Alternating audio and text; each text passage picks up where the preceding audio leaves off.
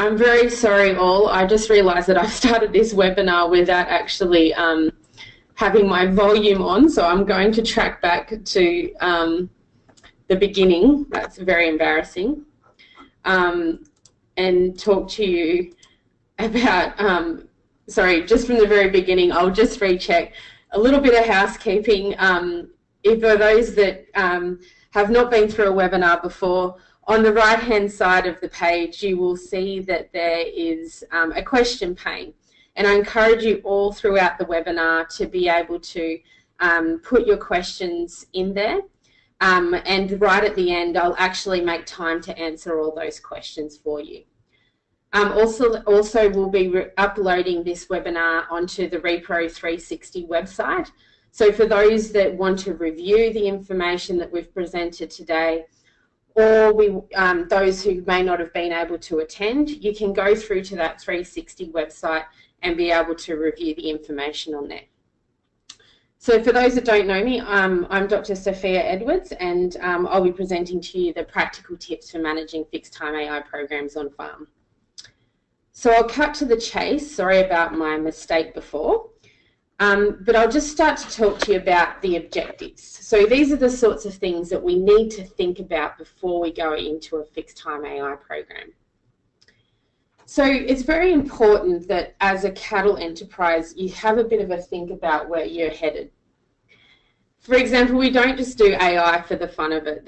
You need to think about how does AI help you to get to where you want to go with your goal.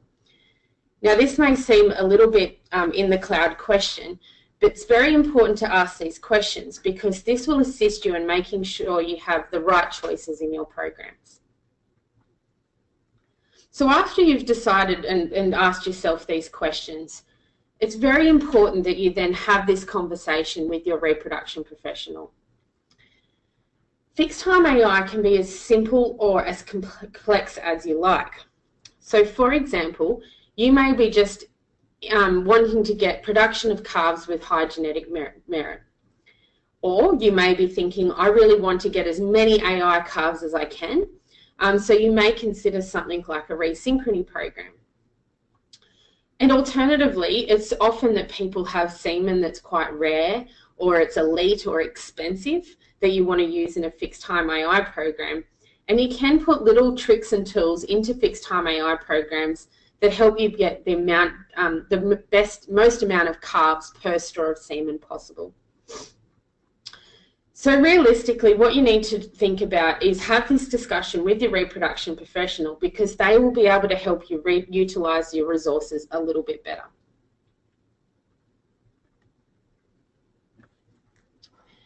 So by having this discussion with your reproduction professional, you need to then come up with a plan. So they'll be able to help you walk through this. So this plan may be around selecting cows or heifers, determining which of those animals is the best for you to have. And then you'll have a discussion around how you're going to manage those animals forward to the program. So what I have here on the right-hand side of your screen is an example of a very typical synchrony program that's used in Bos Taurus beef cows that involves 3 handlings. Now, of course, this is the nuts and bolts of the synchrony program. However, there are other things to consider, such as how you're going to nutritionally manage these animals forward, what vaccinations that you might be able to give them in advance of the program. All these things are a really good discussion to have and will always have payoff. And therefore, we recommend that you have a 12-month plan. Now, I do appreciate there's probably plenty of people that are choosing, say, to do fixed time this year and haven't created that 12-month plan. That is fine. Usually these programs go well. But if you choose that it's something that's going to be really beneficial in your herd, it's always good to have this as an ongoing management. And you'll understand this as I step you through the practical tips.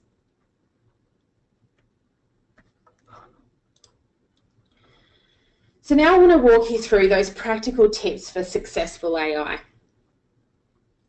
Now remember to everyone, those questions, the question pane on the right-hand side, as you type those in, I can see those questions and I'll definitely be able to answer them at the end of this session. So the first thing that we need to do is consider the selection and the preparation of our females. Now, there are 3 classes of females that you can consider to engage in a fixed time AI program. Now, there are cows. These might be multi-parous, so 2 years or older. On their second calf or greater. Or we have first calf cows that are on their first calf, of course. And then we also have maiden heifers. So if we just concentrate on the cows, the multi-parous cows, ideally you want these cows to at least be 30 days calved when you actually start the synchrony program. And we should aim to have our cows calving in at least a 3.5 body condition score. So a 3.5 body condition score, if you consider 5 being absolutely as fat as it can get and 1 as thin as it gets, 3.5, I guess, is what you would consider good to very good body condition score. Now, this is not just for fixed time AI. This is just for general good reproductive performance. Once the cows have calved, we need to ensure that there is a rising plane of nutrition for these animals. This ensures that these animals are going to be cycling and not under nutritional stress, which can cause them to not cycle. What we do know in these programs is that lactating cows always perform better than dry cows. Now, I'd probably ask yourself why, if you are putting dry cows forward for fixed time AI, why that, number one, they're not pregnant and not lactating. Is it because these animals are potentially the subfertile group in your herd? Or is it because you've strategically held them over? At the end of the day, animals that are more fertile will always give you a better result to fixed time AI. Be very aware of any large size bull calves that you have in the mob, particularly if they're of Bos Taurus origin. These can actually cause a little bit of damage by mating with some females. So it's always good to wean these animals or remove them. And always consider vaccination for diseases that cause reproductive loss. The second group of animals that we have is the first calf cows. So these animals are often presented for fixed time AI because they tend to be in a tight calving group. With these animals, the risk is that they're not cycling, so we really need to ensure that they're at least 30 days calved before synchrony treatment. My recommendation is probably to think more around the 40 days calved. Again, having these animals calving in really good body condition score means that they will have adequate reserves on board, I guess is the best way to explain it, so they can return to cycling soon after calving. Now, the rising plane of nutrition after calving for these animals is very important, and if so, consider actually preferentially feeding them. Now, as I said, these animals may not be cycling, but what we do know is that fixed time AI programs can actually assist in this condition, and I'll explain more about this later. Now, estradiol benzoate synchrony programs tend to be preferred in these animals because we do know that we get a marginally better result by using these. And always consider those diseases that can cause reproductive loss. Now, what we do see is quite a variable result in these animals to fixed time AI. However, it's very dependent on the body condition score at AI. So what we know is first calf cows that are in very good body condition score and a rising plane of nutrition often get a very similar result to multi-parous cows. However, those animals that are in lower body condition score often aren't cycling, and we can see a reasonably poor result. Again, it's about selecting these animals, preparing them forward for the AI program.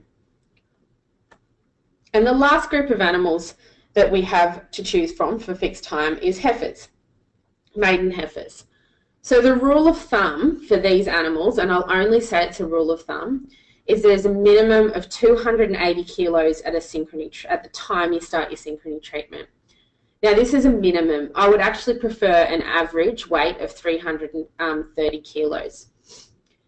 Now, you have to make sure that these animals are not too fat. Just because we want nice, heavy heifers, we do need to ensure that they aren't too fat, because often that actually means that you get sometimes not as good result. What we do know is those animals that are at least body condition score 3 at the time of AI, so good body condition score, and we rise them to 3.5 body condition score at the time of preg testing, tends to get a better result. And also, with these animals, heifers love getting pregnant before fixed time AI programs.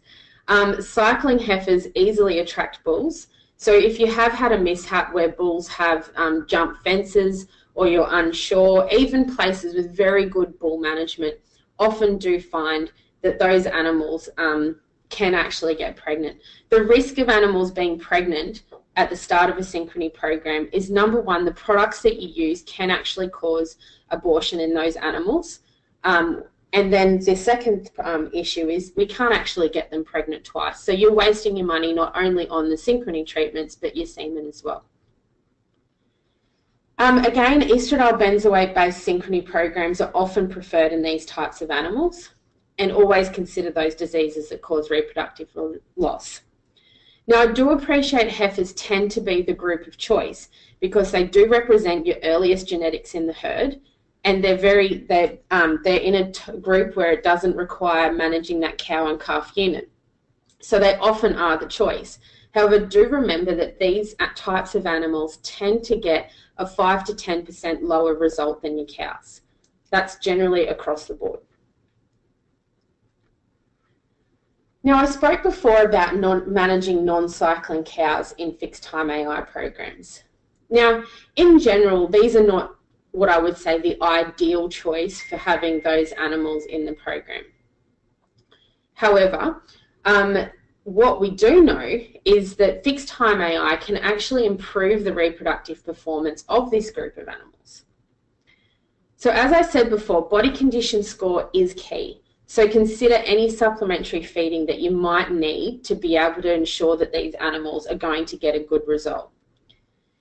Now, because body condition score is key, if you don't have the capacity to build the nutrition for these animals, you may consider early weaning for something such as when you're in drought conditions and these are the animals that you have at your disposal.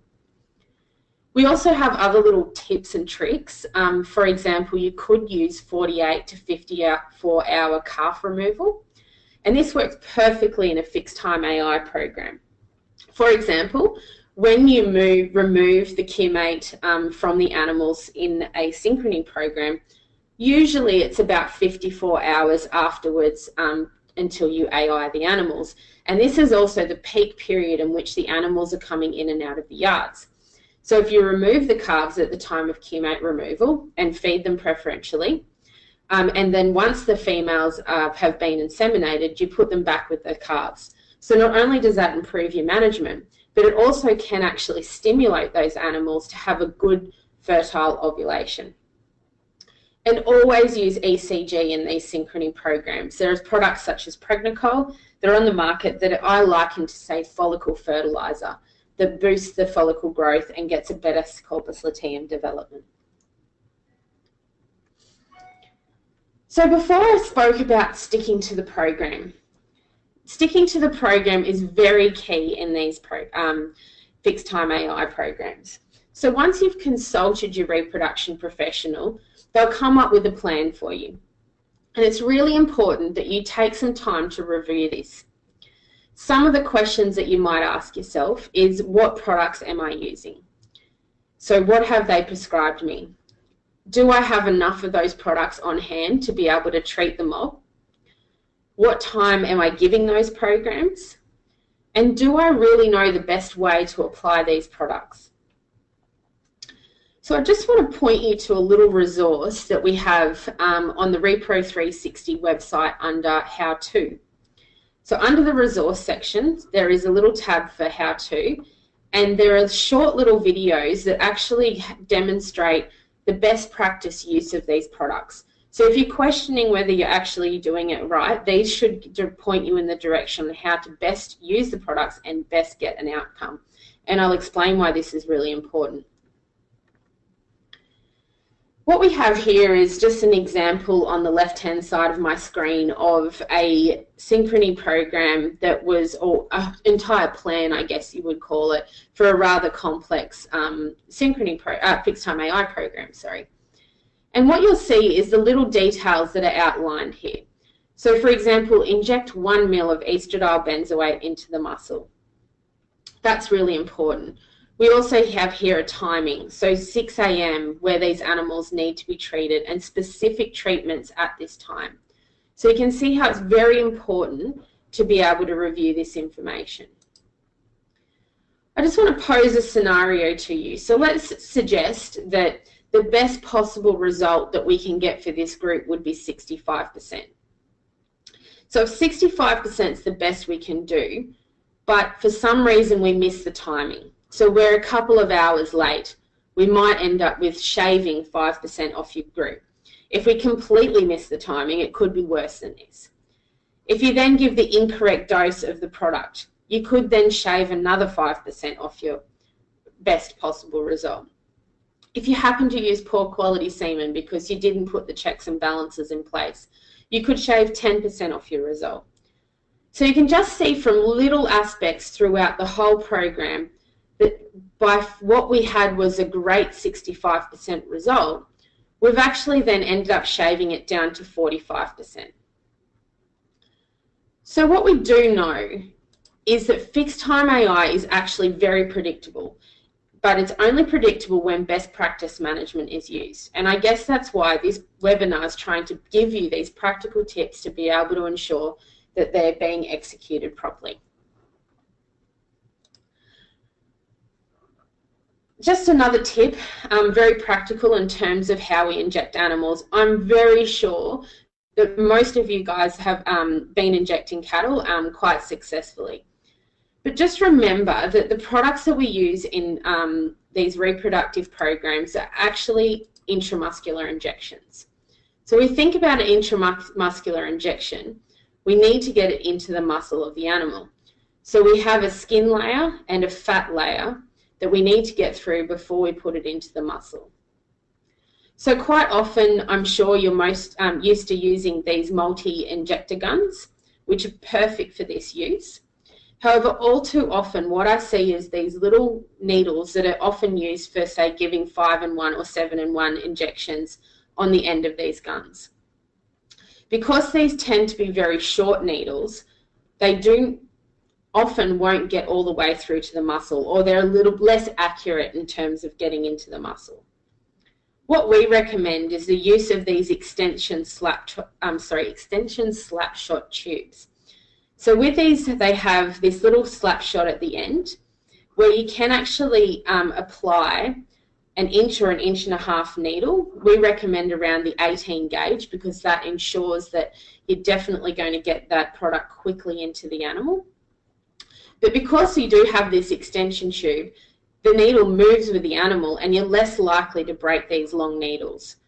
So these are definitely a great tool to have. If you are using these sorts of setups or even one of these normal vaccinated guns, just ensure that you're giving the correct dose. So not only is this setting your gun to the correct dose, but watch for air in the line. So if you get air in the line, if you're giving, say, a 1 ml dose and you're giving, say, 0.5 ml of air, you can then see how very quickly you haven't given the correct dose to that animal. You will also notice, and some people have commented, that when they inject, there tends to be a bit of a delay where when they pull the needle out, there's a bit of product spurts out from the end of the needle. If you are actually seeing this happen, just take a moment and pause after every time that you pump the injection gun. This way you know that the full dose is actually being received by the animal. I've got some great questions coming through, so keep them flowing and I'll make sure I'll answer them at the end.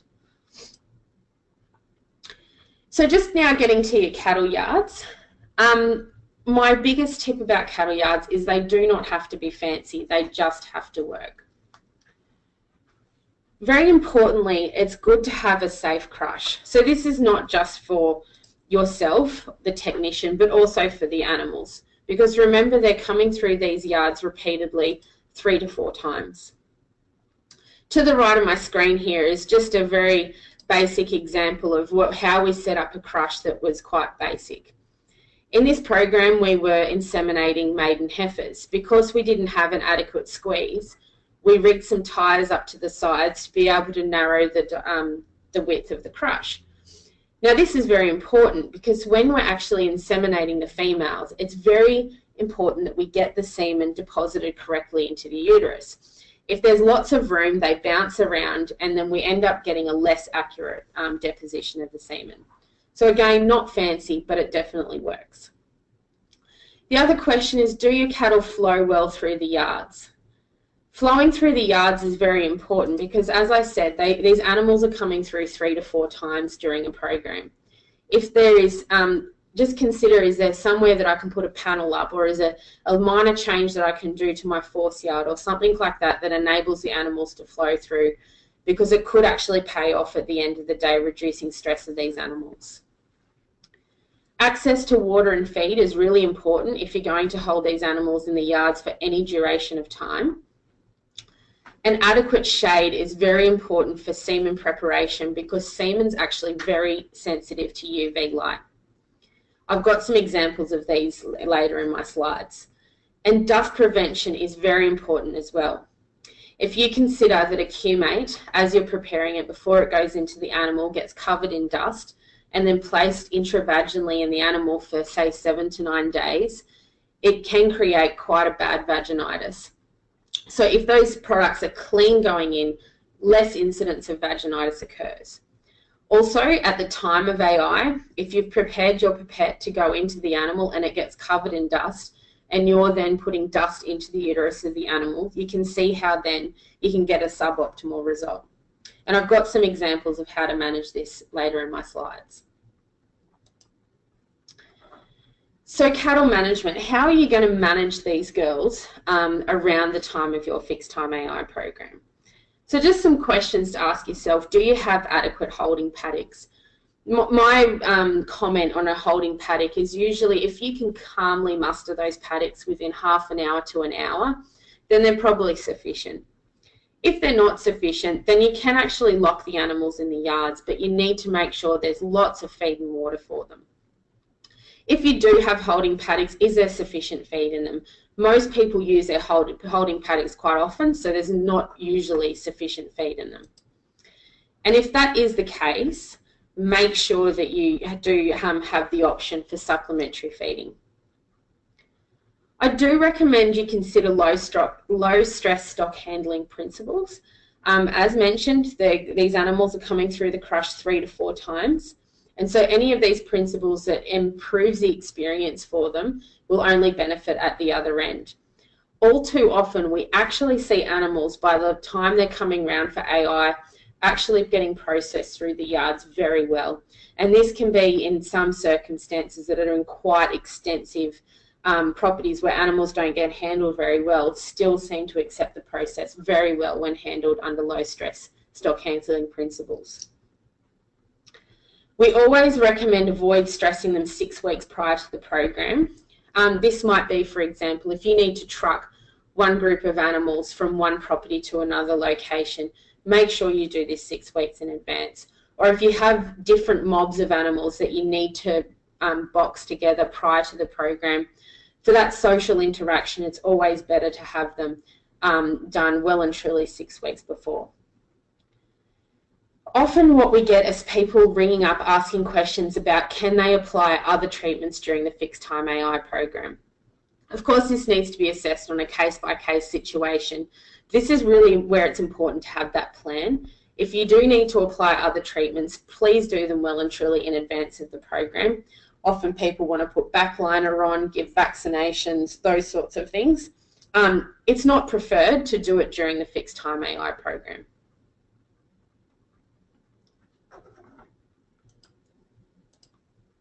So this is just some examples of a large fixed time AI program that are on, and some of the little tips and tricks. So this property didn't have the capacity to have adequate holding paddocks, but what they were prepared to do under our recommendations is supply lots of a good quality source of hay. So these heifers were actually far from hungry when we were feeding them. They were well and truly fed. As mentioned before, shade's really important. It does not need to be fancy.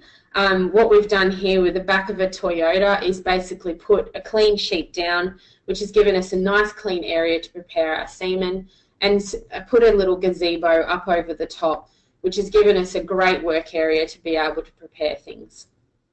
Down the bottom, what we have is a set of yards that didn't have adequate shade over the crush and semen preparation areas. So what these guys did under our recommendations is construct a tarp the day before AI that gave us plenty of shade and made it very pleasant to work under. So again, none of these are fancy. They're very cheap, easy things to be able to do that can actually improve your results. As I mentioned before, dust prevention is really important. So what we have here is this is the force yard, and hosing this force yard down, because obviously the cattle are tracking through here quite often, is where the dust gets created.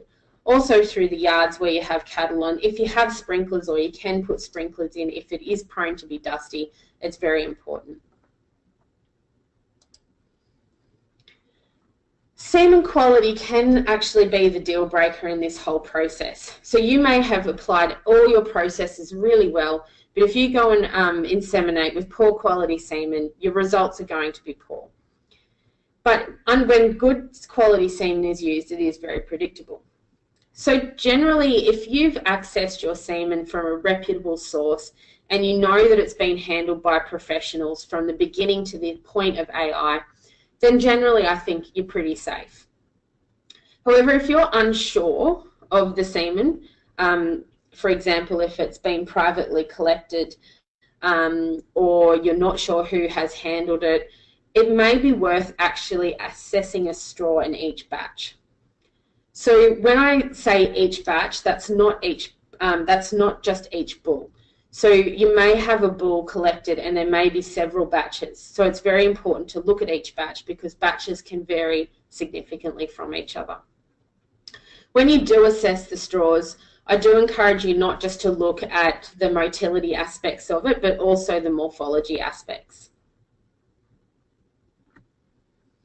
It's very important that you choose your technician wisely. Technicians can vary in their results anywhere from 5 to 10%. It's very good to have a transparent and open discussion with your technician. So the questions like how many animals can they actually inseminate in one sitting, and the duration that it takes them to do that.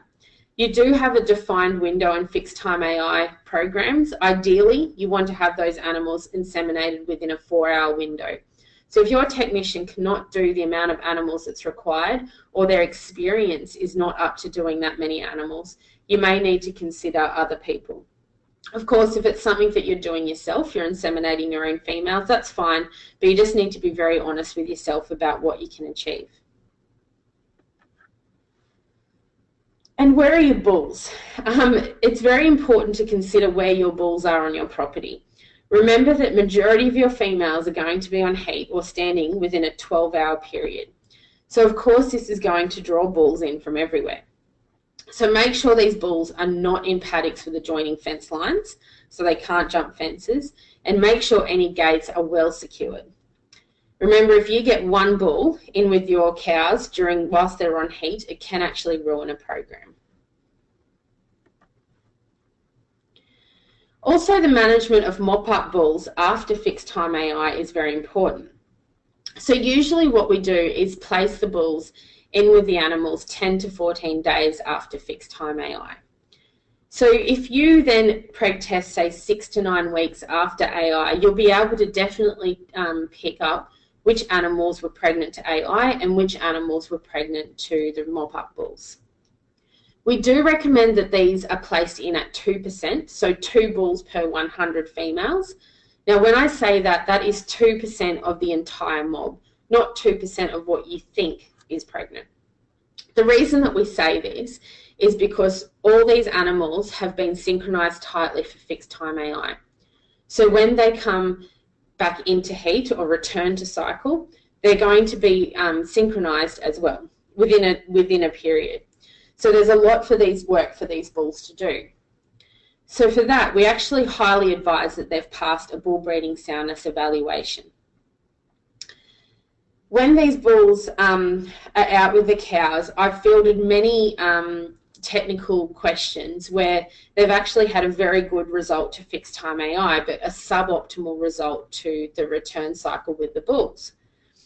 In these, the bulls have often been tested, and generally what I find is that these bulls may have been a group of 2-year-old bulls that have not had working experience. So as I said, these heifers or these cows are going to be coming onto heat in a tight period. If bulls haven't had working experience, they don't have the know-how or the social know-how to be able to navigate that group of animals. So it's very important that if you do have, say, some bulls with no experience, at least there's some in there with some experience. I always recommend that they're vaccinated for Vibrio and also consider other diseases that might cause reproductive loss. So I'd like to thank you for your time today. I'm very sorry for my mistake at the start for muting myself, but a recorded version of this webinar will be uploaded on the Repro 360 website. So now I have some questions that I'd just like to answer. So to begin with, there's quite a few here. Thank you, everybody. I have the very first question: is the Q-mate the cedar? So the Q-mate is the cedar is another product, and it basically stands for a controlled intravaginal drug release. The Q-mate is that. The Q-mate is an intravaginal progesterone device that is designed to give that delayed progesterone release over 7 to 9 days. So I hope that helps that person. I have here Bos indicus heifer's average weight is the question. The average weight is pretty much the same for Bos indicus heifers as described in this webinar. What you'll find with Bos indicus heifers is they tend to be, well, they generally are 2-year-old when they're reaching that 330 kilos as recommended. I haven't found too many programs where doing a yearling fixed time AI program in Bos indicus heifers works. The only time I would recommend that is if they have had that selection pressure on them for a while. So 330 kilos is my recommended for Bos indicus, very minimum 280 kilos. This also sort of applies for Bos taurus groups of animals, but they tend to be yearlings when we're mating them. So I hope that one helps you out there. I have here question: is estradiol is it a HGP, and will it affect the EU status of the herd? So no, estradiol benzoate is not a hormone HGP, meaning hormone growth promotant. It's actually a drug for reproductive use that can be purchased. The EU recommendations are grey and basically state that you cannot use estradiol benzoate for hormone growth promoting purposes.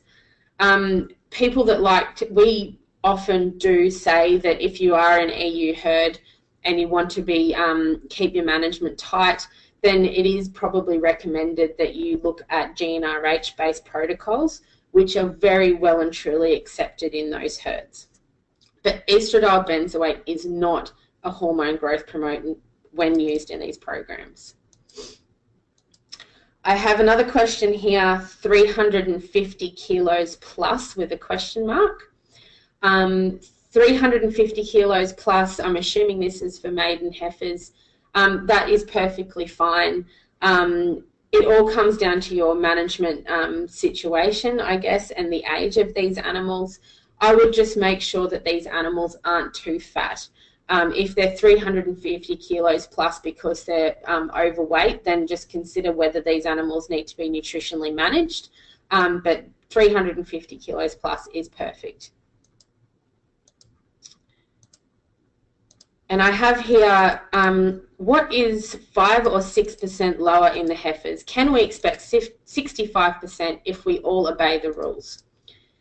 A very, very challenging question without knowing a little bit more background to that question. We 65% I would say is an exceptional result in heifers. I'm not saying that it's not possible. Even if you do everything right, sometimes you don't get that excellent result, but it can happen. Generally, I would say in Angus heifers managed correctly, you could expect 55% as an average.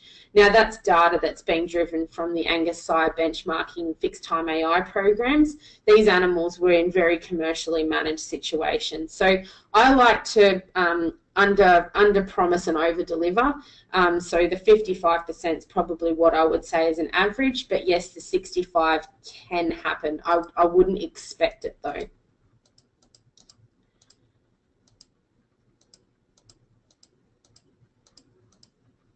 I have a very long question here regarding suckling effect on the Bos indicus animals. That it lasts on the animals for 6 days. So 48 hour will only do it by chance. Is the 48 hours just for Bos taurus females? No, it's actually most of the literature around that has actually been in Bos indicus animals. There has been some very practical trials, particularly done in South America, that have demonstrated in these animals that are non-cycling it does provide a benefit. It acts on the brain to be able to stimulate LH pulses, which actually promotes the growth of the follicle. So it is, I don't believe that it is a Bos indicus or Bos taurus animals. If you want to talk to me more about that, please feel free to email me.